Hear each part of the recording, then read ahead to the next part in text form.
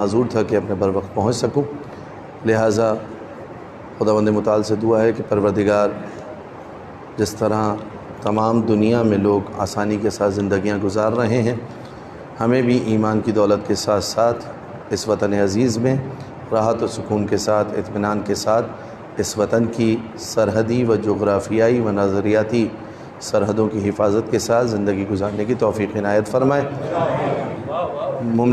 مملکت پاکستان کی حفاظت کے لیے، خارجی اور داخلی دشمنوں سے حفاظت کے لیے مل کر بآواز بلند صلوات پڑھ دیں۔ محمد و آل اللہم صل علی محمد۔ فاتحہ نذر شہداء۔ بسم اللہ الرحمن الرحیم، الحمدللہ الرحمن الرحیم، مالک یوم الدین، ایاک نعبد و ایاک نستعین، اہدنا الصراط المستقیم، صراط الذین انعمت علیہم غیر المغضوب علیہم ولا الضالین۔ درود پڑھیں مل کے محمد و آل محمد۔ اللہم صل علی لا حول ولا قوة الا باللہ العلی العظیم۔ اعوذ باللہ من الشیطان اللعین الرجیم۔ بسم اللہ الرحمن الرحیم۔ الحمد للہ رب العالمین، بارئ الخلائق اجمعین، مالک یوم الدین۔ الصلاة والسلام علی اشرف الانبیاء والمرسلین، خاتم النبیین، رحمت للعالمین، الذی دنا فتدلی فکان قاب قوسین او ادنی، سیدنا و مولانا ابی القاسم محمد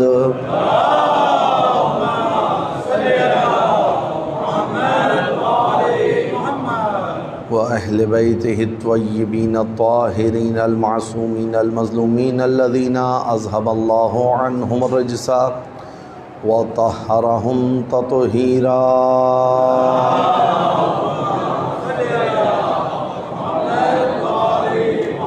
سیما بقیت اللہ العظم روحی و ارواح العالمین لتراب مقدمہ الفدا، واللعنۃ الدائمۃ الباقیۃ الابدیہ علی اعدائہم ومنکری فضائلہم وغاصبی حقوقہم اجمعین، من یوم ظلمہم وعداوتہم وغضبہم الی قیام یوم الدین۔ اما بعد، قال اللہ فاعوذ باللہ من الشیطان الرجیم، بسم اللہ الرحمن الرحیم۔ ان الذین قالوا ربنا اللہ ثم استقاموا تتنزل علیہم الملائکہ الا تخافوا ولا تحزنوا وابشروا بالجنۃ التی کنتم توعدون۔ صلوات پڑھیں مل کے محمد۔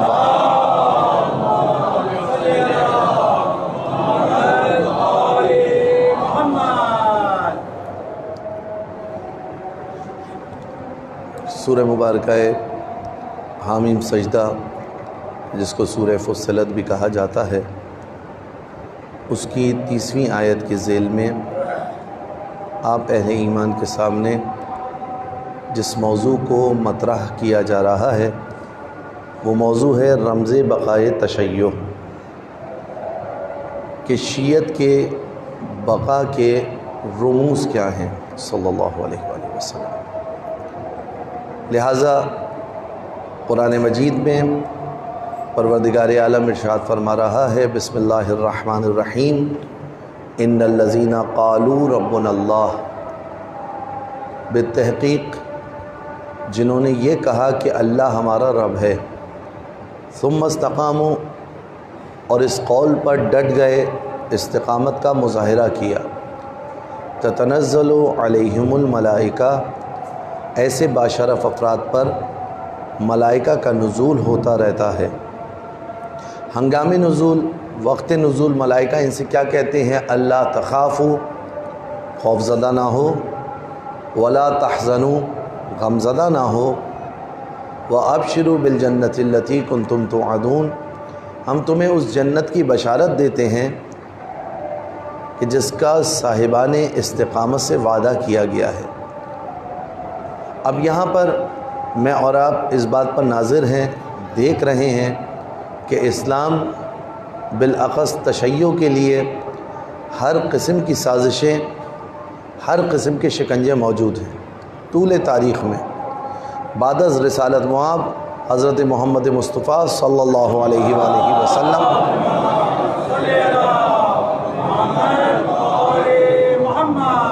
سے لے کر آج تک کوئی دور ایسا نہیں گزرا کہ جس میں تشیع کے لیے سختیاں نہ ہوں، جس میں تشیع کے لیے مشکلات نہ ہوں۔ اچھا، چند مشکلات جو ہمارے جامع سے تعلق رکھتی ہیں اور واقعاً ان کو بھی اس میں بیان ہونا چاہیے، لہذا مختصراً آپ کے سامنے کنایتاً بیان کر دیتا ہوں کہ اکثر لوگ یہ کہتے ہوئے نظر آتے ہیں کہ ہمیں مکان نہیں ملتا۔ یہ مسئلہ ہمارے معاشرے کا ہے، ہمیں مکان کرائے پر نہیں ملتا، ہمارے جوانوں کو جابز نہیں ملتی، ہمارے جوان تعلیمی ادارے میں اگر آگے بڑھنا چاہیں تو ان کے لیے مواقع کم ہیں، یا کسی ادارے میں جانا چاہیں تو ان کے لیے مشکلات زیادہ ہیں۔ یہ ساری چیزیں مشکل کیوں ہیں؟ آج اس کا میں ایک حل آپ کے سامنے پیش کرنا چاہ رہا ہوں۔ دیکھیں، جب ہم مکان کرائے پہ لینے جانا چاہتے ہیں تو ہم سے پوچھا جاتا ہے کہ آپ کس قبیلے، کس قوم، کس مسلک، کس مشرب سے تعلق رکھتے ہیں، اور جیسے ہی ہماری سی وی پہ رضوی، عابدی، کاظمی، جعفری، زیدی لکھا ہوا آتا ہے تو فوراً لوگ سمجھ جاتے ہیں۔ لیکن ایک معاملہ تو طے ہے کہ ہم یہ دیکھتے ہیں کہ اس مملکت پاکستان میں وہ عظیم ڈاکٹر کہ جن کا نام لینے میں مجھے کسی قسم کی کوئی پریشانی نہیں ہے بلکہ فخر ہے ہمارا کہ ڈاکٹر ادیب رضوی، جب ان سے علاج کرنے کا مرحلہ آتا ہے تو کوئی سوال نہیں کرتا کہ ان کے نام کے ساتھ رضوی کیوں لکھا ہوا ہے۔ ان سے شیعہ بھی علاج کروا رہا ہے، ان سے غیر شیعہ بھی علاج کروا رہا ہے، ان سے مسلمان بھی علاج کروا رہا ہے، ان سے غیر مسلمان بھی علاج کروا رہا ہے۔ جب ضرورت کوئی بن جائے تو پھر یہ نہیں دیکھا جاتا کہ کس مسلک سے تعلق رکھتا ہے۔ لہٰذا شیعہ جوانوں کو چاہیے کہ ہر شعبے میں اتنے آگے بڑھیں کہ آپ لوگوں کے لیے ضرورت بن جائے، کیونکہ آپ علی ابن ابی طالب علیہ الصلاۃ والسلام کے چاہنے والے ہیں۔ امیر المومنین علیہ الصلاۃ والسلام کے فیصلے آپ کے سامنے ہیں۔ علی ابن ابی طالب علیہ الصلاۃ والسلام لوگوں کی ضرورت بن چکے تھے، لہٰذا امیر المومنین علیہ الصلاۃ والسلام کے لیے بڑی بڑی شخصیات یہ کہتی ہوئی نظر آ رہی ہیں، لولا علی لہلکا، اگر علی نہ ہوتے تو ہم ہلاک ہو جاتے۔ یہ کیوں کہہ رہے ہیں؟ کیونکہ علی ضرورت تھے۔ اب علی والوں کو بھی چاہیے کہ وہ لوگوں کے لیے ضرورت بن جائے۔ بہترین پروفیسرز ہمارے ہوں، بہترین ڈاکٹرز ہمارے ہوں، بہترین انجینئرز ہمارے ہوں، بہترین لیکچرر ہمارے ہوں۔ جب یہ سارے شعبوں میں جس شعبے سے آپ تعلق رکھتے ہیں، دیکھیں جب امام زمان علیہ الصلاۃ والسلام عجل اللہ تعالی فرجہ الشریف کچھ پرسیپشنز ہمارے بنائے ہوئے ہیں، کچھ نظریات ہمارے بنائے ہوئے ہیں۔ مثلا ہم یہ سمجھتے ہیں کہ جب امام علیہ الصلاۃ والسلام آئیں گے تو ہم اسٹون ایج میں واپس پلٹ جائیں گے۔ ایسا نہیں ہے معاملہ قطعاً ایسا نہیں ہے۔ اسلام انسان کی عقل کو رشد دینے کے لیے آیا ہے، لہٰذا روایات میں وارد ہوا ہے کہ جب سید و سردار آقا اور مولا ظہور فرمائیں گے تو انسان کی عقل کامل ہوگی۔ آج جتنی عقل ہے اس سے کئی گنا بڑھ کر انسان اس عقل کے میدان میں، سائنس کے میدان میں، ہر میدان میں پیش رفت کرتا ہوا نظر آئے گا۔ لہٰذا امام علیہ الصلاۃ والسلام ہمیں اسٹون ایج میں پلٹانے کے لیے نہیں آ رہے، بلکہ ہمیں اس کمال کی طرف پہنچانے کے لیے آئیں گے کہ جس کمال تک پہنچنا بشریت کے لیے لازمی ہے۔ لہٰذا ان کو ڈاکٹرز کی بھی ضرورت ہوگی کہ بہترین ڈاکٹرز ہوں، ان کو انجینئرز کی بھی ضرورت ہوگی کہ بہترین انجینئرز ہوں، ان کو بہترین قسم کے اساتذہ کی بھی ضرورت ہوگی۔ ایسا نہیں ہے کہ وہ معاشرہ فقط امامہ بے سر لوگوں سے چلے گا، نہیں، ان کو اگر چاہیے ہوں گے امامہ بے سر افراد تو وہ خالص افراد چاہیے ہوں گے جو اسلام ناب محمدی کی تبلیغ کرتے ہوئے نظر آئیں۔ ان کو اگر انجینئر چاہیے ہوں گے تو بہترین انجینئر چاہیے ہوں گے جو قوم و ملت کی فلاح و بہبود کے لیے کام کرتے ہوئے نظر آئیں. ان کو اگر اطباء ڈاکٹرز چاہیے ہوں گے تو وہ بہترین مخلص ڈاکٹر چاہیے ہوں گے کہ جو معاشرے کی خدمت کریں. امام علیہ الصلوۃ والسلام تو معاشرے کو ترقی دینے کے لیے آئیں گے نا. تو آپ کسی بھی فیلڈ سے ہوں، آپ دین کی تمام برکات کو حاصل کر سکتے ہیں. یہ تفرقہ جو میں نے اور آپ نے کیا ہے عالم دین و عالم دنیا، اگر ایک ڈاکٹر اپنے وظیفے کو اللہ کے لیے انجام دے تو وہ بھی جزا کا مستحق ہے. اگر ایک انجینئر اپنے وظیفے کو اللہ کے لیے انجام دے تو وہ بھی خدا سے جزا کا مستحق قرار پائے گا. اور اگر ایک عالم دین اپنے وظیفے کو انجام نہ دے تو وہ جزا کا مستحق قرار نہیں پائے گا. لہذا عالم دین کو بھی چاہیے کہ اپنے وظیفے کو انجام دے، ڈاکٹر کو بھی چاہیے اپنے وظیفے کو انجام دے. غرض یہ زندگی کے ہر شعبے سے وابستہ ہر فرد اپنے کام کو خلوص کے ساتھ اپنے امام کے لیے خالص کر دے، یہ اس کا وظیفہ ہے، یہ اس کی ذمہ داری ہے. تو رمز بقائے تشیع میں وہ عقیدہ مہدویت بھی شامل ہے کہ جس کی وجہ سے ہمیں یقین ہے کہ ایک پرچم ایسا سر بلند ہوگا ولایت کا کہ پھر اس کے بعد غیر ولائی کوئی پرچم بلند ہونے کی طاقت نہیں رکھتا ہوگا. جہان میں امام زمان علیہ الصلوۃ والسلام کے دست پربرکت کے ذریعے یہ توحید کا پرچم ایسے بلند ہوگا کہ جو شرق و غرب میں دکھائی دے گا. پھر کوئی اور دین نہیں ہوگا، پھر کوئی اور فلسفہ نہیں ہوگا، پھر کسی اور کی منطق نہیں چلے گی. اگر چلے گی لاجک تو وہی اسلام والی کے جس کے ذریعے انسان ترقی کرے گا. ایک صلوات پڑھ دے مل کے محمد و آل محمد پر.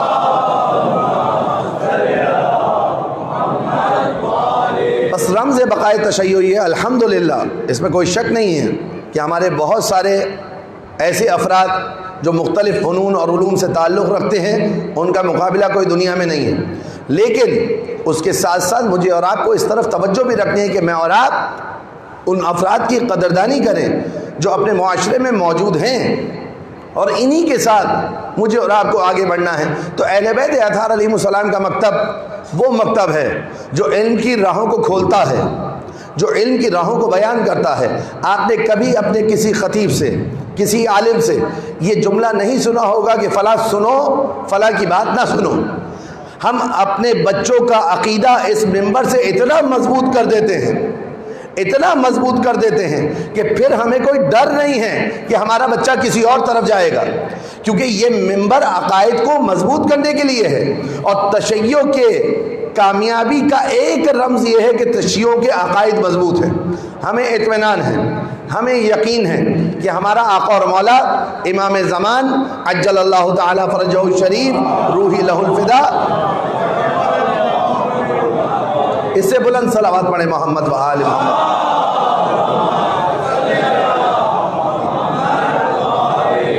انشاءاللہ تشریف لائیں گے. اور بہت ساری کنفیوژنز جو عامت المسلمین کے ذہن میں ہے کہ نعوذ باللہ من ذالک ثم نعوذ باللہ امام کسی غار میں چھپے ہوئے، تو ایسا نہیں ہے بھائی. امام کسی غار میں نہیں ہے، امام اسی دنیا میں ہیں، اور اس دنیا میں ان کا وجود ہے تو یہ لیل و نہار باقی ہیں. کیونکہ اگر حجت خدا نہ ہو تو خداوند متعال کے دین کا مقصد باقی نہیں رہتا. لہذا ان کا وجود اسی کائنات میں ہے.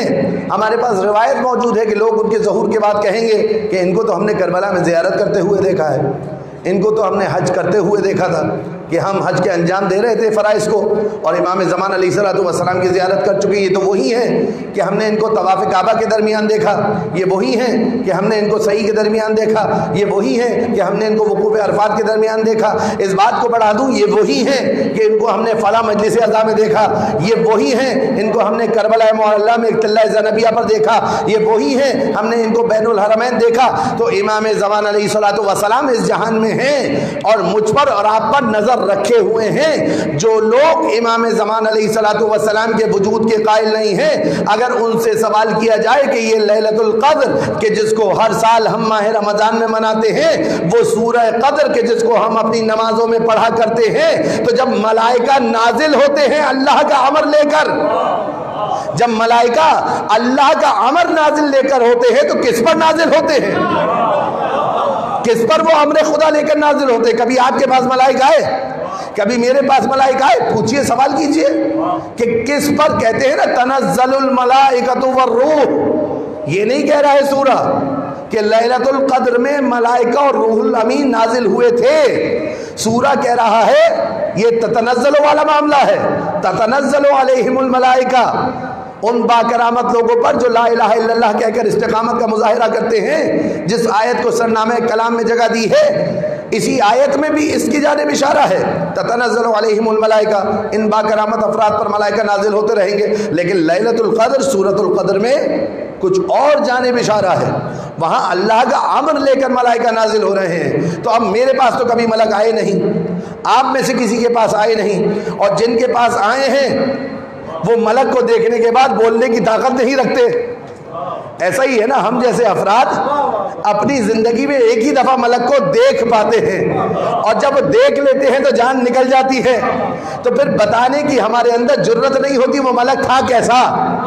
تو یہ کون سی ہستی ہے کہ جس کے لیے کہا جا رہا ہے بسم اللہ الرحمن الرحیم انا انزلناہ فی لیلۃ القدر وما ادراک ما لیلۃ القدر لیلۃ القدر خیر من الف شہر تنزل الملائکۃ والروح، کہ یہ وہ رات ہے کہ جس میں ملائکہ اور روح الامین اللہ کا امر لے کر نازل ہوتے ہیں۔ تو ہر سال یہ ملائکہ اور روح الامین جو اللہ کا امر لے کر آ رہے ہیں، کس کے پاس آ رہے ہیں؟ اگر زمین پر کوئی حجت ہے ہی نہیں، میرا اور آپ کا تو عقیدہ یہ ہے نا کہ امام زمان علیہ الصلوۃ والسلام کی ولادت ہو چکی ہے، لیکن بہت سے افراد مانتے ہیں کہ امام کی ابھی ولادت نہیں ہوئی۔ اچھا، ایک مزیدار بات یہ ہے کہ مہدویت کا عقیدہ تمام مسلمانوں کا ہے، کوئی مسلمان آپ کو ایسا نہیں ملے گا، حتیٰ ضروریات دین میں سے ہے، کہ اس کا انکار کرنے والا اسلام کے دائرے سے خارج نظر آئے گا۔ کیوں؟ کیونکہ مہدویت پر سب یقین رکھتے ہیں، چاہے شیعہ ہو یا سنی، سب مانتے ہیں ایک مسلح آئے گا، ایک منجی عالم بشریت آئے گا جو زمین کو عدل و انصاف سے پر کرے گا، جب کہ وہ ظلم و جور سے پر ہو چکی ہوگی، وہ پرچم اسلام کو سر بلند کرے گا، خدا کے جو قرآن میں وعدے ہیں ان کو پورا کرے گا، وہ زمین پر اللہ کا خلیفہ ہوگا۔ تو بہت خوبصورت جملہ ایک بزرگ عالم دین نے کہا تھا کہ جب آپ یہ مانتے ہیں، یہ تسلیم کرتے ہیں کہ زمین پر وہ اللہ کا خلیفہ ہوگا، تو کیوں نہ اس کائنات کو نجات دینے کے لیے میں اور آپ آگے بڑھے اور اس اللہ کے خلیفہ کو منتخب کر لیں۔ توجہ ہے آپ کی؟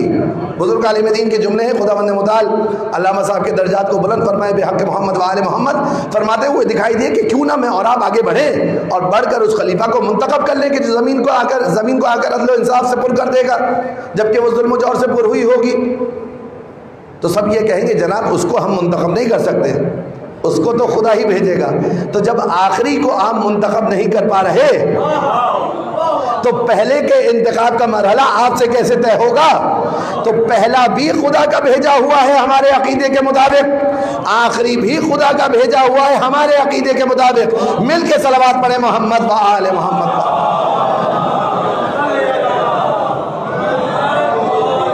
دیکھیں، چاہے ہمارا عقیدہ مہدویت ہو، چاہے امام زمان علیہ الصلوۃ والسلام کی ولادت کا مرحلہ ہو، چاہے ان کی طول عمر کا مسئلہ ہو، چاہے بدا کا عقیدہ ہو، چاہے رجت کا عقیدہ ہو، ہم وہ نہیں ہیں جو عقیدے تراشتے ہوں، ہم وہ ہیں جو عقیدے قرآن و سنت سے لیتے ہیں، جو ائمہ اہل بیت اطہار علیہ السلام سے لیتے ہیں۔ کل کی مجلس میں یہیں پر آ کر بات رکی تھی نا کہ ہم عقیدہ تراش نہیں ہیں، ہم عقیدے کی تلاش ضرور کرتے ہیں کہ صحیح جگہ سے لیں، اور اس تلاش میں ہمیں باب العلم مل چکا ہے کہ ہمیں عقیدہ لینا کہاں سے ہے، لہٰذا ہم عقیدہ وہیں سے لیں گے کہ جو وحی کے ذریعے آیا ہوگا، ہم اسی عقیدے کے قائل ہیں۔ تو حضرات محمد و آل محمد علیہ السلام، ان کے در سے میں نے اور آپ نے عقیدے کو لیا، اور کیوں لیا؟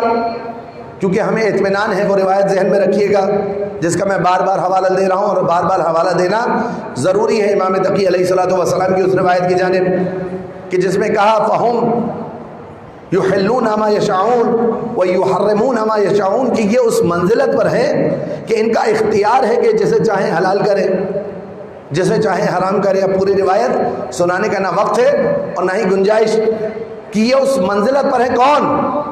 جناب محمد صلی اللہ علیہ وآلہ وسلم، جناب امیر المومنین علیہ الصلوۃ والسلام، جناب صدیقہ طاہرہ صلوات و سلام اللہ علیہا، اس منزلت پر ہیں فہم یحرمون ما یشاؤون ویحلون ما یشاؤون، کہ یہی ہے کہ جو اس منزلت پر ہے کہ جسے چاہیں حلال کریں، جسے چاہیں حرام کریں۔ وَلَن یشاؤ، عربی زبان میں نفی کے لیے کچھ اور الفاظ بھی استعمال ہوتے ہیں، کبھی عربی میں لا کے ذریعے نفی ہوتی ہے، لا الہ الا اللہ، نہیں ہے کوئی معبود سوائے اللہ کے، سنا ہے نا آپ نے، لا کے ذریعے نفی ہو رہی ہے، لا الہ نفی ہی ہے نا۔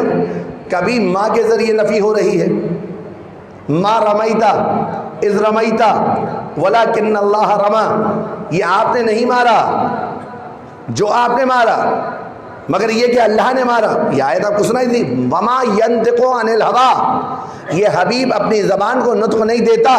تو عربی میں کبھی لا کے ذریعے نفی ہوگی، کبھی ما کے ذریعے نفی ہوگی، کبھی ان کے ذریعے نفی ہوگی، ان الحکم الا للہ، اللہ کے حکم کے علاوہ کسی کا حکم نہیں چلے گا۔ تو کبھی لا کے ذریعے نفی، کبھی ما کے ذریعے نفی، کبھی ان کے ذریعے نفی، کبھی لم کے ذریعے نفی، لم یلد ولم یولد، کبھی لن کے ذریعے نفی، لن ترانی یا موسیٰ، اے موسیٰ تم مجھے ہرگز نہیں دیکھ سکتے، مگر جتنی شدت اس لن کے ذریعے نفی میں پائی جاتی ہے وہ نہ لم کے ذریعے نفی میں پائی جاتی ہے، نہ ما کے ذریعے نفی میں پائی جاتی ہے، نہ ان کے ذریعے نفی میں پائی جاتی ہے، نہ لا کے ذریعے نفی میں پائی جاتی ہے۔ لن ترانی یا موسیٰ، اے موسیٰ، یا تو اس کا ترجمہ یہ ہوگا علماء ادب کے مطابق، اے موسیٰ تم مجھے ہرگز نہیں دیکھ سکتے، یا اس کا ترجمہ یہ ہوگا، اے موسیٰ تم مجھے کبھی بھی نہیں دیکھ سکتے۔ لہذا اس میں نفی کی بڑی شدت پائی جا رہی ہے۔ ایک آیت ہے کہ جس میں ماں کے ذریعے نفی کی اور اسی جملے کو اٹھایا جس کو مولانا نے بیان کیا ہے، اور اس آیت میں ماں کے ذریعے نفی ہوئی، لیکن جب اس روایت کے بعد امام معصوم علیہ الصلوۃ والسلام نفی کر رہے ہیں، کیا کہا؟ فَهُمْ يُحِلُّونَ مَا يَشَاءُونَ وَيُحَرِّمُونَ مَا يَشَاءُونَ، یہ تو وہ ہیں جسے چاہے حلال کریں، یہ وہ ہیں جسے چاہے حرام کریں۔ اب یہاں لا کے ذریعے نفی نہیں کی، ان کے اختیار کو بتا کر ان کی اطاعت کو بتایا جا رہا ہے۔ لا کے ذریعے نفی نہیں ہوئی، ان کے ذریعے نفی نہیں ہوئی، ماں کے ذریعے نفی نہیں ہوئی، لم کے ذریعے نفی نہیں ہوئی، کہا وَلَن يَشَاءُ، ہرگز ہرگز یہ کچھ نہیں چاہتے مگر وہ کہ جو خدا چاہے، مگر وہ کہ جو خدا چاہے۔ تو اب مجھے اور آپ کو اطمینان ہے نا کہ ان سے جو میں اور آپ دین لے رہے ہیں وہ وہی دین ہے جو خدا نے دیا ہے، اس میں نہ رتی برابر کوئی اضافہ ہے نہ رتی برابر کوئی کمی ہے۔ اگر خدا بند متعال کا مقصود چور کے ہاتھ کاٹنا ہے تو یہ بھی بتائیں گے کہ کتنا کاٹنا ہے۔ بھائی ہاتھ کا اطلاق تو یہاں سے لے کر یہاں تک ہے نا، ہاتھ کا اطلاق تو یہاں سے لے کر یہاں تک ہے۔ اب ان کے پاس آؤ، اب یہ تمہیں بتائیں گے کہ چور کے ہاتھ کہاں سے کاٹنے ہیں۔ تو یہ بتاتے ہوئے دکھائی دیے امام تقی جواد علیہ السلام کا مشہور واقعہ ہے کہ جب یحییٰ بن اقسم کے سامنے چور کی حد جاری کرنے کا مرحلہ آیا، اس نے کہا اس کا ہاتھ کاٹ دو۔ امام علیہ السلام نے کہا ہاتھ کاٹو مگر یہاں تک کاٹو۔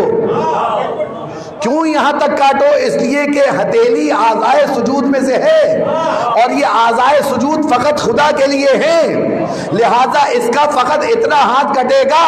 تو قرآن تو کلیات کو بیان کر رہا ہے، اگر جزیات کو سمجھنا ہے تو ان کے در پر آؤ، اگر جزیات کو سمجھنا ہے تو ان کے در پر آؤ۔ کون کون سی مثال آپ کے سامنے بیان کروں؟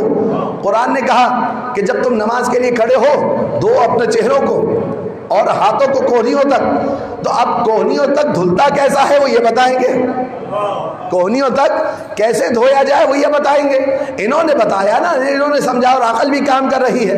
اس پہ اکثر علماء آپ کے سامنے مثال دیتے رہتے ہیں کہ اگر میں یہ کہوں کہ میری ابا کو آپ یہاں تک دھو کر لے آئیے تو آپ اس کو یوں دھوئیے گا یا یوں دھوئیے گا؟ کیا طریقہ کار ہوگا؟ لہٰذا انہوں نے بتایا کہ اب ہاتھ کیسے دھلیں گے، ہاتھوں کو دھونے کا طریقہ کیا ہو یہ بتائیں گے۔ قرآن تو کلیات کو بیان کر رہا ہے نا، قرآن کہہ رہا ہے وَأَقِیمُوا الصَّلَاةَ اور نماز کے اوقات بتا رہا ہے، لیکن مغرب کیسے پڑھی جائے، ظہر کیسے پڑھی جائے، یہ جزیات تو اللہ کے رسول نے بتائی ہیں نا، اور اللہ کے رسول کی تعلیمات کو انہوں نے بتایا ہے۔ تو میں عرض کر رہا ہوں کہ سب میں اختلاف ہوگا مگر انہوں نے جو اللہ کے رسول سے لیا ہے اس میں اختلاف نظر نہیں آئے گا۔ ایک دو نہیں ہے، چار نہیں ہے، 12 ہیں۔ 12 ہیں۔ اللہ کے رسول نے جس طرح ہاتھ کھولے تھے پہلا بھی اسی طرح بیان کرتا ہوا نظر آ رہا ہے، آخری بھی اسی طرح بیان کرتا ہوا نظر آ رہا ہے۔ استحباب میں نماز کے پہلے نے جو بیان کیا، کیا بیان کیا؟ کہا کہ دیکھو حالت قیام میں تمہاری نگاہیں سجدگاہ کی طرف ہو، حالت رکوع میں دونوں قدموں کے درمیان ہو، حالت تشہد میں دامن پر ہو، قنوت کے وقت دونوں ہاتھوں پر دیکھ رہے ہو۔ تو جو پہلے نے بیان کیا وہی آخر نے بیان کیا۔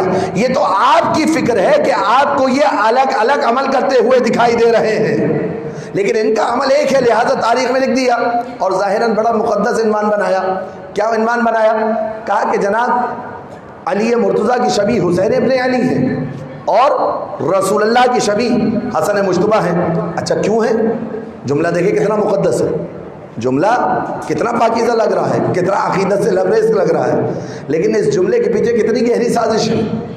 یعنی ایک ساتھ حسن و حسین کی سیرت کو الگ الگ کر کے بیان کیا اور رسول اور مولا علی کی سیرت کو الگ الگ کر کے بیان کیا۔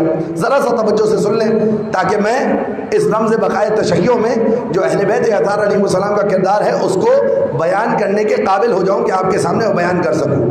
تو کتنے اچھے انداز سے یہ بیان کیا، بڑے شیریں لہجہ تھا کہ حسن ابن علی نانا کی شبیہ، حسین ابن علی بابا کی شبیہ۔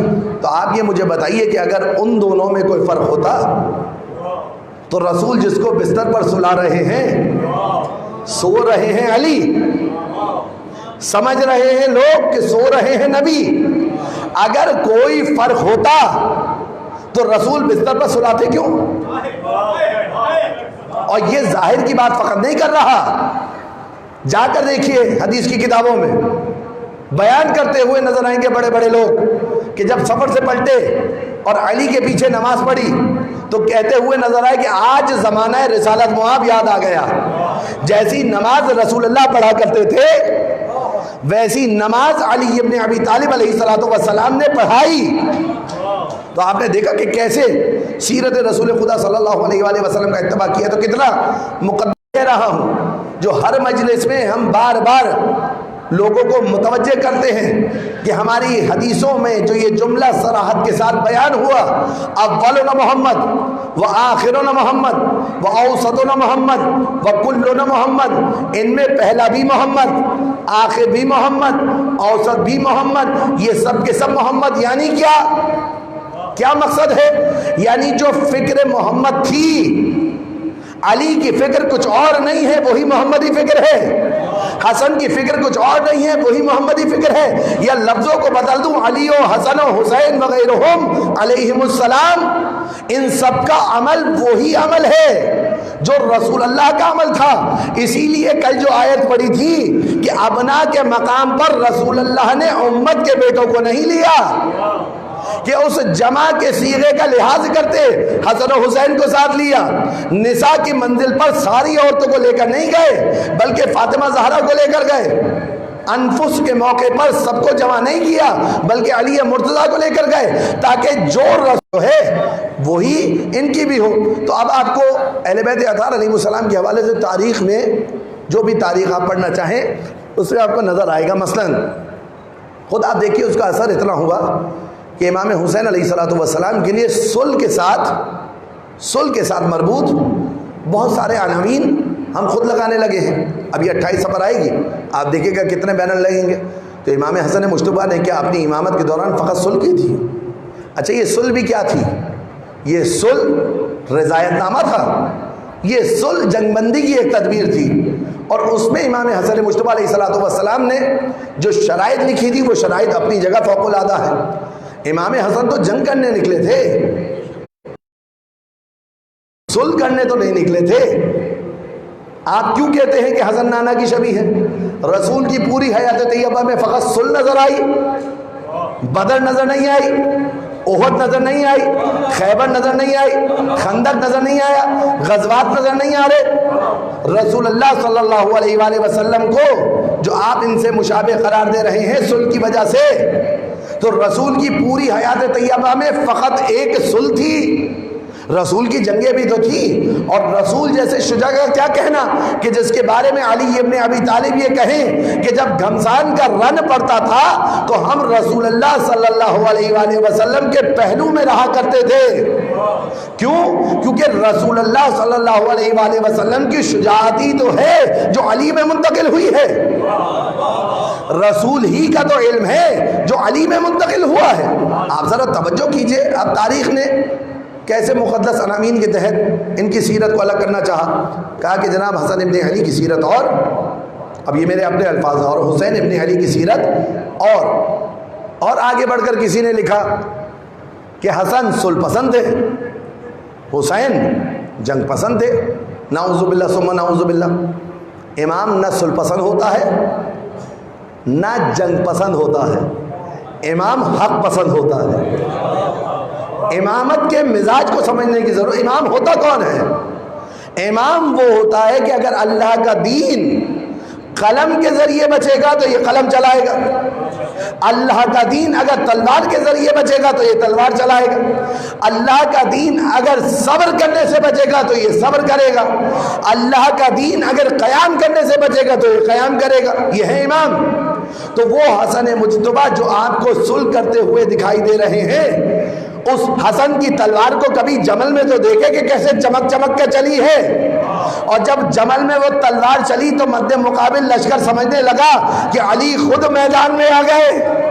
یعنی امامت کی تلوار جب بھی چلے گی، چاہے پہلے علی کی چلے یا آخری علی کی، تو وہ تلوار ایسے چلے گی کہ لگے گا علی تلوار چلا رہے ہیں۔ توجہ کا طالب ہو عزیزان محترم، یہ سنگین مطالب ضرور ہے لیکن ان کو حل ہونا ہے۔ تو کہا کہ ان کی سیرت میں اور ان کی سیرت میں فرق تھا، لیکن امام حسین علیہ السلام کیا کہہ کر نکلے؟ انی لم اخرج اشرا ولا بطرا ولا ظالما ولا مفسدا۔ میرا یہ قیام نہ شر کے لیے ہے، نہ اکڑ کے لیے ہے، نہ ظلم کے لیے ہے، نہ دھونس کے لیے ہے۔ انما خرجت لطلب الاصلاح فی امت جدی۔ میرا یہ قیام تو فقط اور فقط امت جد کی اصلاح کے لیے ہے۔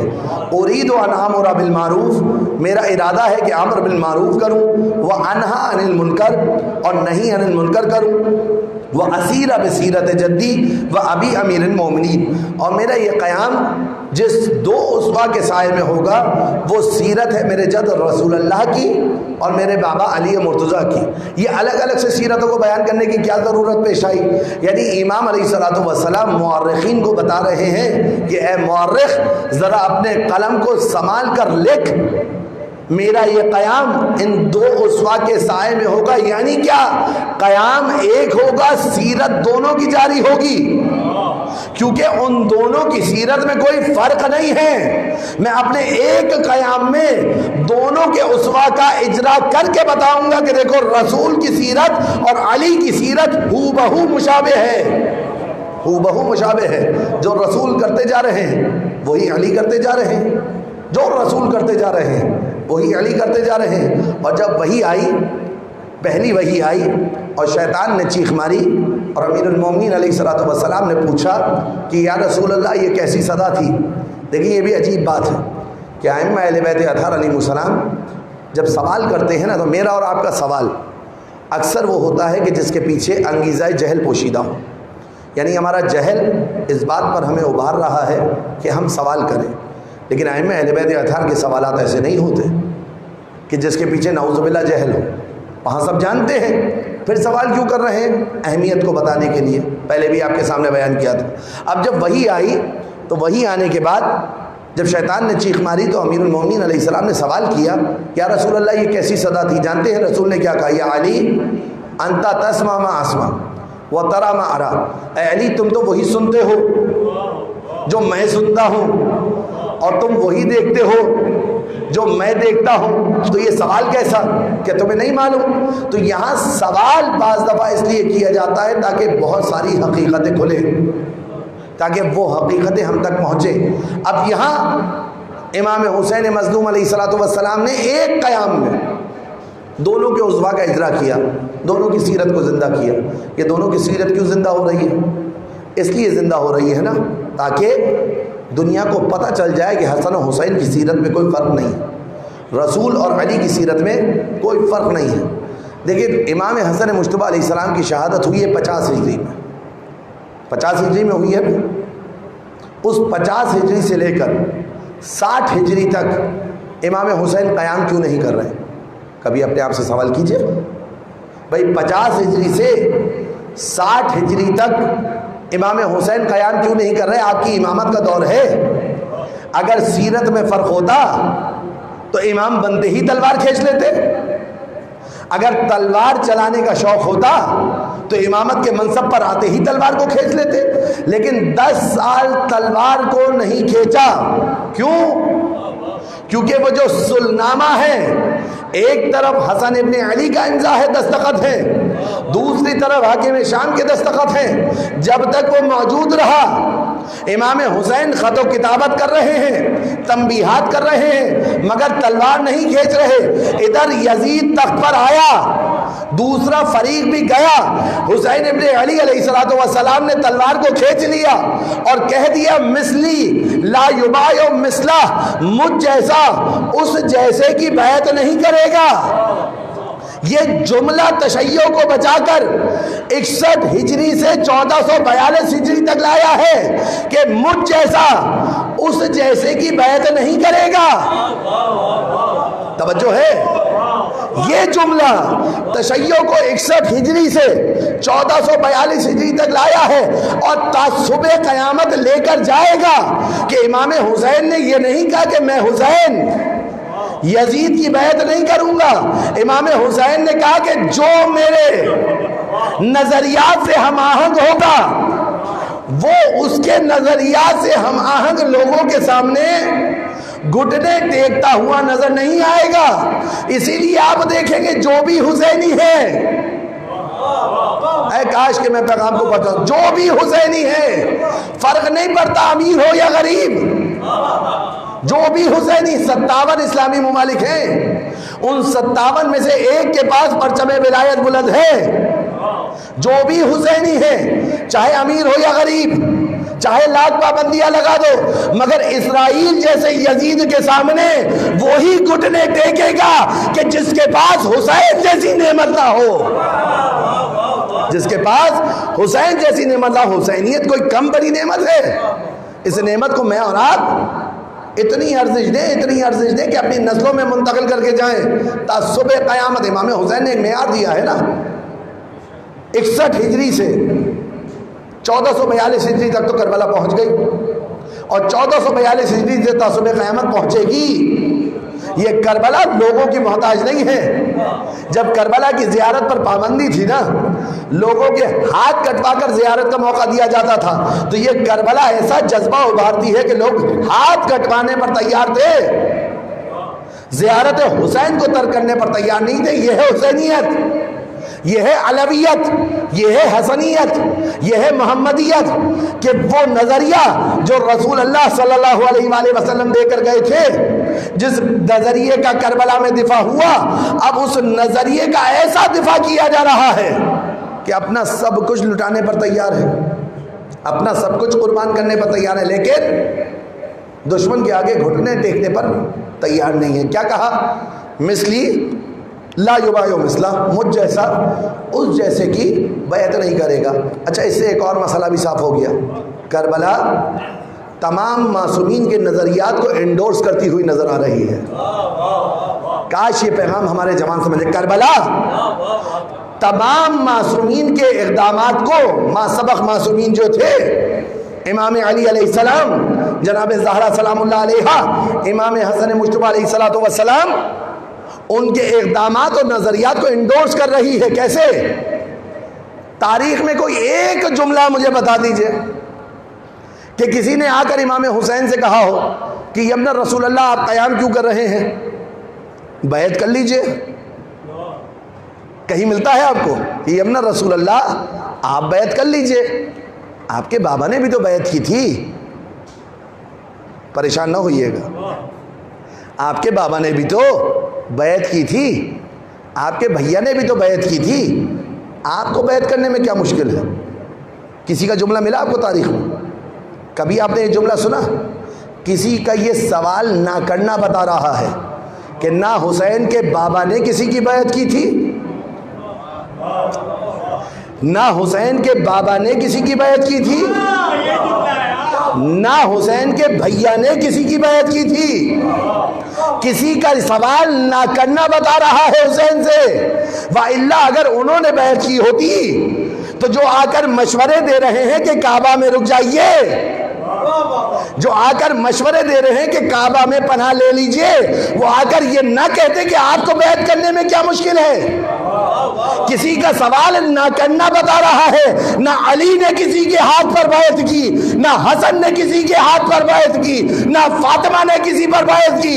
اگر علی نے کسی کے ہاتھ پر ہاتھ رکھا تو روز غدیر رسول کے ہاتھ پر ہاتھ رکھا.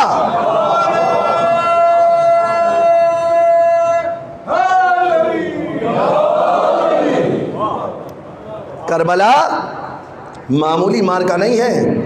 یہ کربلا وہ مارکا ہے جس میں تداوم پایا جاتا ہے، جس میں تسلسل پایا جاتا ہے، جس میں استمرار پایا جاتا ہے. ایسا نہیں ہے کربلا ہوئی اور ختم ہو گئی. منزل مصائب پر نہیں ہوں. اس خاک کی آپ نے زیارت کی ہے جو روز عاشور عصر عاشور سرخ ہوتی ہے. اگر کربلا 61 ہجری عصر عاشور پر موقوف ہو جاتی تو وہ خاک اپنا رنگ تبدیل کر کے نہ بتاتی. کربلا کا رنگ آج بھی جاری ہے. آج بھی جہاں کسی کو اپنے اوپر کوئی ظلم ہوتا ہوا دکھائی دیتا ہے تو چاہے پوری زندگی حسین کا نام نہ لے، جیسے ہی کسی کو ظالم سمجھنے لگتا ہے تو اپنی مظلومیت کے لیے حسین کا دامن تھامتا ہے. چاہے بیٹھ کر تخت پر یہ کہے کہ فلاں فلاں فلاں کو رحمہ اللہ کہو، لیکن جب خود پر ظلم ہوتا ہوا اپنی دانش میں سمجھ میں آتا ہے تو حسین کے علاوہ کوئی مظلوم دکھائی نہیں دیتا. یہ معاملہ سمجھنے کا ہے. مثلی لا یبایع مثلا، مجھ جیسا اس جیسے کی بیعت نہیں کرے گا. اگر حسین ابن علی جنگ پسند ہوتے تو اسی وقت تلوار کھینچ لیتے جب امامت کا دور ہوا تھا آغاز، لیکن اس وقت تلوار نہیں کھینچی. 10 سال تک امام حسین علیہ السلام نے صبر سے کام لیا. کیوں؟ کیونکہ وہ دستخط تو حسن مجتبیٰ کا ہے. یہ 10 سال حسین ابن علی کا صبر کرنا بتا رہا ہے کہ فرق مجھ میں اور میرے بھیا میں نہیں ہے. فرق مجھ میں اور میرے بھیا میں نہیں، اور کسی امام میں نہیں ہے. یہ بات تو آپ جانتے ہیں نا کہ اگر یہ حالات امام صادق علیہ السلام کے دور میں ہوتے، جو امام حسین علیہ السلام کے دور میں تھے، تو امام صادق یہی کام کرتے جو امام حسین نے کیا. اور وہ حالات جو امام صادق کو میسر آئے، من باب مثال اگر امام حسین کو مل جاتے تو امام حسین وہی کام کرتے جو امام صادق نے کیا. تو ائمہ معصومین علیہ السلام کی سیرت میں فرق نہیں ہے. سیرت ایک ہے. کیسے ایک ہے؟ مثلا آج میں اپنے جوانوں کے لیے ایک مثال دے دوں اور اس کے بعد آپ کی زحمت کو تمام کرنے کی طرف بڑھوں. آج کہیں سے حملہ ہو رہا ہو، آپ دیکھیں کہ مولانا صاحب دفاع کرنے آ رہے ہیں، اور دفاع کرتے ہوئے ان کے پاس جو شیلڈ ہے، جو ڈھال ہے، جو زرہ ہے، وہ وہی قدیم زمانے کی ہے کہ جو رسول اللہ کے زمانے میں استعمال ہوتی تھی. توجہ کا طالب ہوں. میں میدان میں آ جاؤں دفاع کے اور ہاتھ میں ڈھال لے کر آؤں وہ جو سید الشہداء کے زمانے میں استعمال ہوتی تھی، جو رسول اللہ کے دور میں استعمال ہوتی تھی، تو ہمارے جوان بچے بڑھ کر کہیں گے نا مولانا صاحب آپ کہاں جا رہے ہیں؟ میں کہوں گا جناب دفاع کرنے جا رہا ہوں. کہ دفاع کرنے تو جا رہے ہیں مگر کوئی اقدامات بھی کیے ہیں دفاع کے؟ میں کہوں گا ہاں یہ ڈھال میرے پاس موجود ہے، یہ پروٹیکشن شیلڈ میرے پاس موجود ہے، میں اس سے دفاع کروں گا. تو ہمارا جوان بھائی ہنس کر پوچھے گا نا کہ مولانا صاحب یہ ڈھال اس دور کے لیے کفایت کرے گی؟ توجہ رکھیے گا، یہ ڈھال اس دور کے لیے کفایت کرے گی؟ میں کہوں نہیں جناب، ڈھال کفایت کرے نہ کرے مگر امیر المومنین ایسے ہی ڈھال لے کر جاتے تھے، رسول اللہ ایسے ہی ڈھال لے کر جاتے تھے، امام حسین ایسے ہی زرہ لے کر آئے تھے. تو یہ بچہ بڑھ کر کہے گا نا مولانا صاحب آپ نے سیرت حسین ابن علی کو کیا سمجھا نہیں؟ حسین کی سیرت کا حصہ یہ ہے کہ دین کا دفاع کیا جائے، اور یہ دفاع جبھی ممکن ہوگا جب دشمن کا حملہ سمجھا جائے گا. پس جیسا حملہ ہوگا ویسا دفاعی نظام ہوگا. آج کے دور میں یہ ڈھال سنت نبوی نہیں ہے. سنت یہ ہے کہ دین کا دفاع کیا جائے. جب حملہ جدید ہے تو دفاع کا انداز بھی جدید ہو. توجہ ہے؟ جب حملہ جدید ہے تو دفاع کا نظام بھی جدید ہو۔ ائمہ اہل بیت اطہار علیہ السلام نے وہ رمز تشیع کا مجھے اور آپ کو دیا ہے کہ دیکھو دشمن کے حملے کو دیکھو، تمہارا کام دین کا دفاع کرنا ہے۔ جب دشمن کا ہتھیار بدلے اپنے دفاعی نظام کو ماڈریٹ کر کے لے کر آؤ، اور جب سامنے تم جدید دفاعی نظام لے کر آؤ گے تو یہ سنت نبوی ہے۔ پیغام نہیں پہنچا پایا۔ لوگوں کو نظر آ رہا ہے کہ علی جنگ میں تلوار چلا رہے ہیں، لوگوں کو نظر آ رہا ہے کہ حسن سلنامے پر شرائط لکھ رہے ہیں، لوگوں کو نظر آ رہا ہے کہ حسین تلوار چلاتے ہوئے نظر آ رہے ہیں، لوگوں کو نظر آ رہا ہے سید سجاد مصلی پر بیٹھ کر دعائیں مانگ رہے ہیں، لوگوں کو نظر آ رہا ہے امام باقر و جعفر فقہ کے احکام کو بیان کرتے ہوئے نظر آ رہے ہیں، لوگوں کو نظر آ رہا ہے امام موسیٰ کاظم زندان میں عبادات کرتے ہوئے نظر آ رہے ہیں، لوگوں کو نظر آ رہا ہے امام رضا علیہ السلام ولی عہدی قبول کرتے ہوئے نظر آ رہے ہیں، لوگ دیکھ رہے ہیں کہ امام تقی علیہ السلام کچھ احکام کو بیان کر رہے ہیں، لوگ دیکھ رہے ہیں امام نقی و عسکری علیہ السلام جلا وطنی کو برداشت کر رہے ہیں، لوگ دیکھ رہے ہیں کہ امام مہدی غیبت میں ہیں۔ مل کے صلوات پڑھیں محمد و آل محمد۔ توجہ رکھیے گا، لوگ دیکھ رہے ہیں کہ علی تلوار چلا رہے ہیں، لوگوں نے صرف علی کو تلوار چلاتے ہوئے ہی دیکھا، 25 سال علی ابن ابی طالب کو صبر کرتے ہوئے نہیں دیکھا، لوگوں نے حسن ابن علی کو فقط قلم چلاتے ہوئے دیکھا، جنگ جمل میں تلوار چلاتے ہوئے نہیں دیکھا، لوگوں نے حسین ابن علی کو فقط تلوار چلاتے ہوئے دیکھا۔ وہ 10 سال جو امامت کا عرصہ ہے اس میں صبر کرتے ہوئے حسین نظر نہیں آئے، یعنی صبر بھی نظر آ رہا ہے، تلوار بھی نظر آ رہی۔ معاملہ کیا ہے؟ معاملہ یہ ہے کہ دشمن کے حملے بدلتے رہے، ان کے دفاع کا انداز بدلتا رہا، کام سب کا ایک ہے، چاہے رسول اللہ ہو یا امام مہدی۔ اگر دین پر حملہ ہوگا تو جیسا حملہ ہوگا ویسا ان کا جواب ہوگا۔ سیرت سب کی مشترک ہے کہ دین کا دفاع کرنا ہے، اور یہی نظام تو تشیع کو دیا ہے، یہی نظام تشیع کو دیا ہے۔ لوگ سمجھتے ہیں کہ تشیع فقط تقیہ کرنے والا مکتب ہے۔ اللہ اکبر، درست ہے، ہمارے پاس روایت موجود ہے، لا دین علی من لا تقیہ لہو، کہ اس کا کوئی دین نہیں ہے جس کے پاس تقیہ نہیں ہے، لیکن آپ نے تقیہ کو سمجھا کہاں؟ تقیہ کسے کہتے ہیں؟ تقیہ کس صورت میں کیا جاتا ہے؟ کربلا میں جو سید الشہداء نے کیے تقیہ تھا، امام حسن علیہ السلام نے جو سلنامے پر شرائط لکھی وہ تقیہ تھا۔ تقیہ کہتے کسے ہیں؟ تقیہ اسے کہتے ہیں کہ دشمن جو میدان سجائے، کاش میں یہ پہنچا سکوں اور یہ بہت اہم نقطہ ہے، دشمن جو میدان سجائے اس میدان میں دشمن کی کامیابی کے لیے حاضر نہ ہونے کا نام تقیہ ہے۔ تقیہ سمجھا آپ نے؟ تقیہ کیا ہے؟ دشمن نے میدان سجایا تھا کہ حسن ابن علی جنگ کریں، کیا کیا تھا؟ عبید اللہ ابن عباس کو خرید لیا، وہ خرید کر اپنے لشکر کو لے کر اپنی طرف لے گئے، سرداروں کو خرید لیا گیا، سب اپنی اپنی سپاہ کو لے کر لشکر مخالف سے ملحق ہو گئے۔ اب تمنا تھی کہ حسن ابن علی میدان میں آئیں، دشمن نے اپنا میدان سجایا تھا نا، اب تمنا تھی کہ حسن ابن علی میدان میں آئے، لیکن امام حسن نے کیا کیا؟ تم نے اسٹریٹجی یہ بنائی ہے کہ میں میدان میں آؤں تاکہ آ کر شہید ہو جاؤں، اہل بیت مارے جائیں، جو چند شیعہ ہیں وہ بھی ختم ہو جائیں اور شیعت یہیں پر رک جائے۔ تقیہ اس چیز کا نام ہے کہ دشمن کے سجائے ہوئے میدان میں حاضر نہ ہو، دشمن کو گھسیٹ کر اپنے میدان میں لاؤ اور اپنے میدان میں لا کر اس کے چہرے پر جو اسلام کی نقاب پڑی ہے اس نقاب کو پلٹ کر بتاؤ کہ یہ کفر پل رہا ہے۔ یہ ہے تقیہ کا اثر۔ کیا کیا؟ ارادہ تھا کہ امام حسن مجتبیٰ جنگ کے میدان میں آئے، امام نے کہا نا، شرائط لکھوں گا۔ کیا شرائط لکھی؟ آج کے بعد منابر سے سب و شتم نہیں کیا جائے گا، یعنی سب و شتم کچھ کر رہا تھا، کچھ لوگ کر رہے تھے، اور بڑا حکمت سے کام لیا۔ امام ہوتا ہی وہ ہے جو حکمت سے کام لے۔ امام نے ان شرائط کو لکھ دیا کہ جو پہلے ڈاکیومنٹ کی صورت میں موجود نہیں تھے۔ امام نے ممبر پہ جو سب و شتم ہوا مولا علی کے خلاف، اس کو ایک ڈاکیومنٹ کی صورت میں، دستاویز کی صورت میں لکھ کر اور اپنی بصیرت کے ساتھ دستخط کروا کر تاریخ کے اندر ثبت کروا دیا کہ آج کے بعد ہمارے بابا پر سب و شتم نہیں ہوگا، آج کے بعد ہمارے بابا کی شیعوں کو بے در قتل نہیں کیا جائے گا، آج کے بعد یہ خراج ہمیں ملے گی۔ ان ساری چیزوں کو امام نے لکھوا دیا۔ کیا چاہ رہا تھا دشمن کے میدان میں؟ اچھا امام حسین کے لیے کیا چاہ رہا تھا کہ بیعت کر لیں؟ امام حسین نے کہا نہ، بیعت نہیں کروں گا۔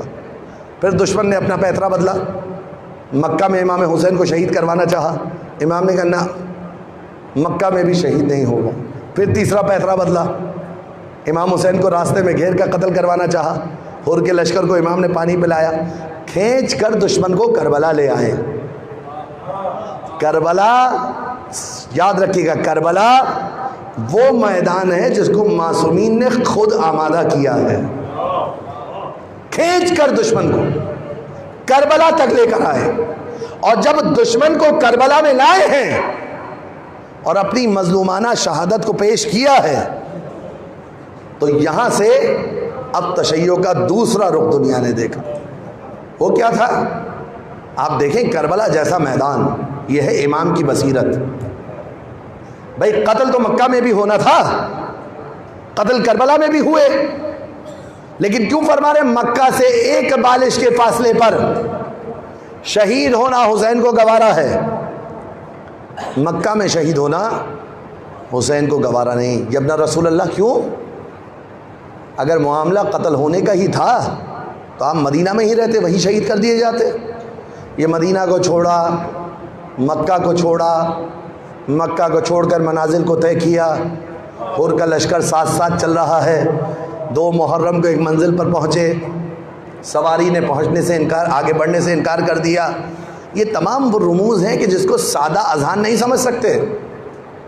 سادہ اذہان جب تاریخ میں دیکھیں گے، سواری آگے نہیں بڑھ رہی، سواری اتنی مزاج شناس ہے کہ سوار کی مرضی کے مقابل مد مقابل آگے نہیں بڑھے گی۔ مرضی حسین نہیں ہے کہ کربلا سے آگے بڑھا جائے۔ سواری کی کیا مجال ہے کہ حسین ایڑ لگائے اور سواری آگے نہ بڑھے؟ تمہاری کور نگاہیں یہ دیکھ رہی ہیں کہ سواری نے بڑھنے سے انکار کیا ہے۔ سواری مزاجداں ہے امامت کی، سواری آگے نہیں بڑھ رہی درست ہے، لیکن سوار آگے نہیں بڑھنا چاہتا، اس کی یہ سواری آگے نہیں بڑھ رہی۔ ان کے پالے ہوئے وہ حیوانات بھی اتنا جان پہچان رکھتے تھے کہ جب عباس کہے نا سواری سے کہ پانی پی لو، تو عباس کی سواری بھی پانی پینے سے انکار کر دے۔ کیوں؟ بے زبان جانور ہے نا، عقل و شعور تو نہیں رکھتا، پھر کیوں پانی نہیں پی رہا؟ مزاجداں ہیں آپس سے۔ عباس کہیں پانی پی لو، ذوالجناح نے سواری نے پانی نہ پی کر کیا کہا؟ جناب عباس کے فرس تھے کہ مولا میں بھی اس جہاد میں آپ کے ساتھ شامل ہوں۔ چراغ بجھا کر آقا نے کہا تھا نا کہ جس کو جانا ہے چلا جائے۔ مزاجداں کون ہے؟ چراغ بجھا دیے جائیں، امامت کی طرف سے مل جائے حکم، اجازت مل جائے، رخصت مل جائے، لیکن امام کی جو مرضی ہو وہی کروں گا۔ یہاں تو حیوان کی کیفیت یہ ہے، پانی پینے کا کہا جا رہا ہے لیکن سواری پانی پینے کے لیے تیار نہیں۔ اللہ اکبر۔ حسین کھینچ کر لائے یزیدیت کو کربلا میں، حسین لے کر آئے، اور اس کا اعلان امام حسین نے مدینہ میں کر دیا تھا۔ جب ام سلمہ سلام اللہ علیہ نے کہا تھا کہ مولا آپ جانا چاہ رہے ہیں، جہاں بھی جائیں عراق نہ جائیے گا۔ جانتے امام حسین نے کیا کہا؟ نانی اماں کل تربت رسول سے جب میں جا کر لپٹا تو رسول نے مجھ سے کہا حسین شاء اللہ ان یرا کا قتیلا، اللہ اب تمہیں اس راہ میں قتیل دیکھنا چاہتا ہے۔ کہا چاہیے ابن رسول اللہ آپ جانا چاہ رہے ہیں، زینب و ام کلثوم کو ساتھ نہ لے کر جائیں؟ کہا نانی اماں ممکن نہیں ہے، میرے نانا نے کہا تھا شاء اللہ ان یراہن سبایا، اللہ ان کو اس راہ میں اسیر دیکھنا چاہتا ہے۔ اسلام کربلا میں رہ جاتا اگر کربلا نہ ہوتی، اور کربلا میں رہ جاتی اگر زینب نہ ہوتی۔ رمز بقائے تشیع زینب اولیاء مقام، زینب نے تشیع کو بچایا، اور کس شان سے بچایا ہے، کس شان سے؟ میں ابھی آپ کے سامنے مصائب کی روایت بیان کروں گا، لیکن سن لیں کس شان سے بچایا ہے۔ یزید 700 کرسی نشینوں کے ساتھ اپنے محل میں بیٹھا ہے، رسن بستہ بی بی، بے چادر بی بی، وہ یزید کے جس کے سپاہی نیزوں کو بلند کیے کھڑے ہیں، اور یہ معظمہ جس نے کبھی اتنا مجمع بھی نامحرموں کا۔ میں نے آپ کے سامنے کہا تھا نا کہ زینب سلام اللہ علیہا کا اہتمام الگ تھا۔ جب کبھی رسول کے روضے پر جاتی تھی نا تو حسن مجتبیٰ ساتھ ہوتے تھے، حسین ساتھ ہوتے تھے، مولا علی ساتھ ہوتے تھے۔ حسن آگے بڑھ کر رسول کے روضے کا چراغ مدھم کر دیا کرتے تھے۔ یہ زینب کا احترام تھا۔ ثانی زہرا ہے نا، اب ذرا دربار یزید کو سوچیے اور زینب کو سوچیے۔ آقا جان یہ معمولی بات نہیں کہ زینب کے سر سے چادر لوٹ لی گئی، یہ معمولی جملہ نہیں ہے۔ زینب کس کی بیٹی ہے؟ زینب اس علی کی بیٹی ہیں کہ جن کا دور خلافت تھا، ایک غیر مسلم عورت کے پیر سے شام کے سپاہی نے آ کر پیر کا زیور چھین لیا تھا۔ امیر المومنین نے کہا تھا غیرت مندوں کو اس مصیبت پر مر جانا چاہیے۔ چادر نہیں چھینی تھی، مکنا نہیں چھینا تھا، وہ عورت مسلمان بھی نہیں تھی۔ ایک یہودی عورت کے پیر سے کوئی زیور چھین جائے تو علی کی غیرت کا عالم یہ ہو کہ کہیں کہ غیور لوگ اگر اس پر مر جائیں تو افسوس نہ کرنا، کیونکہ مقام تعسف ہے کہ پیر سے کسی عورت کے زیور چھین کر سپاہی لے گئے، وہی علی کی بیٹی ہو، وہی حسین کے خیمے ہو، اور زینب کے سر پر چادر نہ ہو، اشقیاء آ کر چادر چھین کر لے جائیں۔ وہ بے چادر زینب دربار یزید میں کھڑی ہو کر کہہ رہی ہیں، یا یزید، اے یزید، کد کیدک، جو مکر کرنا ہے کر لے، سعیک، جو کوشش کرنی ہے کر لے، واللہ لا تمحو ذکرنا، خدا کی قسم تو ہمارے ذکر کو روک نہیں سکتا۔ یہ پیغام صرف اس یزید کے لیے نہیں تھا، تا صبح قیامت سیدہ زینب سلام اللہ علیہ نے پیغام دیا، لا تمحو ذکرنا، خدا کی قسم یہ ذکر رک نہیں سکتا۔ بس عزیزان محترم، زینب کسی معمولی شخصیت کا نام نہیں ہے۔ شب عاشور آئی، عباس کا علم لہرا رہا ہے، حسین کی خیمگاہ آباد ہے۔ روز عاشور آیا، ایک ایک کر کے سب شہید ہوئے، حسین ابن علی بھی شہید ہو گئے، لاشیں پامال ہو گئے۔ حسین کے لاشیں کی پامالی زینب نے خود دیکھی۔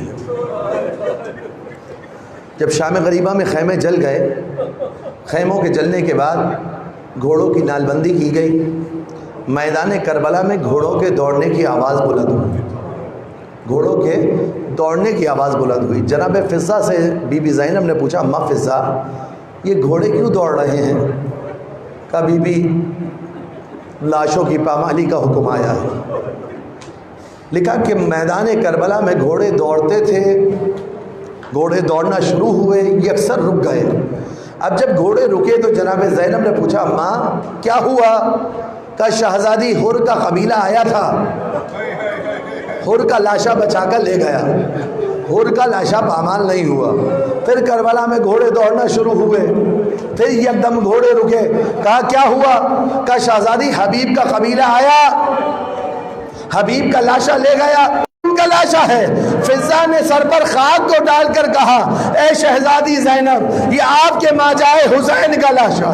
اب جو زینب نے دیکھا حسین کا لاشا ہے، گھوڑ سوار گھوڑوں کی ٹاپوں سے حسین کے لاشے کو پامال کر رہے ہیں، کبھی نجف کا رخ کر کے علیہ، کبھی مدینے کا رخ کر کے محمدہ، کبھی حسین کے لاشے کو دیکھ کر محمدہ۔ بس اس زینب نے یہ منظر دیکھا، بس ایک جملہ اور سن لیجئے روایت مکمل کر لوں۔ زینب نے منظر دیکھا، 11 محرم کو زینب لاشوں سے جدا ہوئی، کوفہ کی منازل کو طے کیا۔ 12 محرم کو کوفہ میں یہ جب قافلہ پہنچا تو ان کو بستی سے گزارا گیا، لوگوں کو تماشائی بن کر بلایا گیا۔ زینب اولیاء مقام کی آغوش میں ایک ننھی سی بچی ہے، اس بچی کو بہت پیاس لگ رہی ہے، بھائی کی یتیمہ ہے، رخسار تماچوں سے نیلے ہو چکے ہیں، یہ بچی الاتش الاتش کی صدائیں بلند کر رہی ہے۔ اسی اثنا میں ایک مومنہ نے دیکھا کہ بچی بہت پیاسی ہے، بچی کی طرف کوزے کو بڑھایا، پانی کے کوزے کو بڑھا کر کہنے لگی اے بچی پانی پی لے، اس کے بعد میری 3 دعائیں ہیں، خدا کی بارگاہ میں وہ دعا کرنا۔ جناب زینب نے کوزے کو تھام لیا، اور کوزے کو تھامنے کے بعد بلکہ جناب زینب نے بچی سے کہا کہ اے بچی پانی نہ پینا، پانی نہ پینا، پہلے اس مومنہ کی دعا کر، اس مومنہ کے لیے دعا کر۔ کبھی بھی تیری کیا دعا ہے؟ کہ میری پہلی دعا یہ ہے، پہلی دعا یہ ہے کہ میرا والی، میرا شوہر اس طرح نہ مارا جائے جس طرح تمہارے گھر کے مرد مارے گئے۔ بچی نے دعا کی پروردگارا اس کے سر پر سہاگ سلامت رہے، اس کا والی نہ مارا جائے جس طرح میرا بابا مارا گیا۔ کہا دوسری دعا کیا ہے؟ کہا دوسری دعا یہ ہے کہ میرے بچے اس طرح یتیم نہ ہو جس طرح تم یتیم ہوئی ہو۔ بچی نے کانپتے ہوئے ہونٹوں کے ساتھ دعا کی پروردگارا اس کے بچے ایسے یتیم نہ ہو جیسے میں یتیم ہوئی۔ کہا تیسری دعا کیا ہے؟ کہا تیسری دعا یہ ہے کہ خدا مجھے مدینہ کی زیارت کرائے۔ اب بچی نے دعا کی، اس سے پہلے بچی یہ جملے ادا کرتی، کہا مومنہ مدینہ سے تیرا رشتہ کیا ہے؟ کہا مدینہ میں میرے آقا رسول کی تربت ہے، وہاں میرے رسول کا گھرانہ آباد ہے۔ کہا مدینے میں جا کر کس سے ملے گی؟ کہا میرا آقا حسین وہاں رہا کرتا ہے، اس کے بچے وہاں رہا کرتے ہیں، اس کا بھائی عباس وہاں رہتا ہے، اور میری آقا زادی زینب و ام کلثوم مدینہ میں زندگی گزارتی ہے۔ ایک مرتبہ زینب نے ام حبیبہ کو مخاطب کیا، اے ام حبیبہ تجھے مدینہ جانے کی اب ضرورت نہیں، لے تیری شہزادی زینب یہ تیرے سامنے موجود ہے، وہ بے کجاوا اونٹ پر میری بہن ام کلثوم، اور یہ بچی جس کو تو پانی پلا رہی ہے یہ حسین کی یتیمہ ہے، وہ نو کے نیزہ پر تیرے حسین کا سر۔ بس یہ سننا تھا، ام حبیبہ غشقا کر گر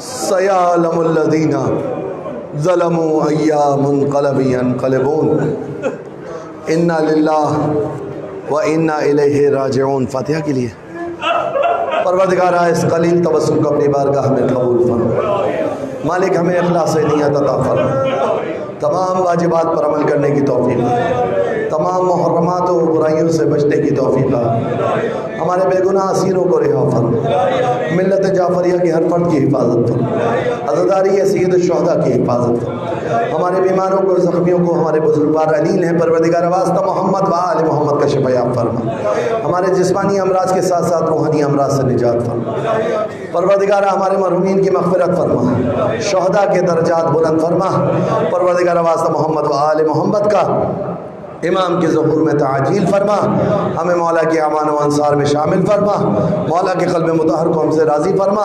ربنا تقبل منا انک انت السمیع الدعاء بجاہ النبی الامین وآلہ الطیبین الطاہرین۔ آخر میں ایک مرتبہ سورہ حمد اور 3 مرتبہ سورہ اخلاص کی تلاوت کر کے جملہ ارواح مومنین و مومنات، شہدائے ملت، شہدائے راہ ازا، شہدائے راہ دین، اپنے اپنے مرحومین کو شامل کرتے ہوئے بلقب سید غلام اہل بیت کاظمی، سیدہ شبر فاطمہ، سیدہ تبسم زہرا، سید علی رضا ابن سید عمرہ حسین، جملہ ارواح مومنین و مومنات، بندہ حقیر کے اور آپ کے مرحومین کی بلندی درجات کے لیے رحم اللہ من قرأ سورۃ المبارکۃ الفاتحہ۔ الرحمن الرحیم مالک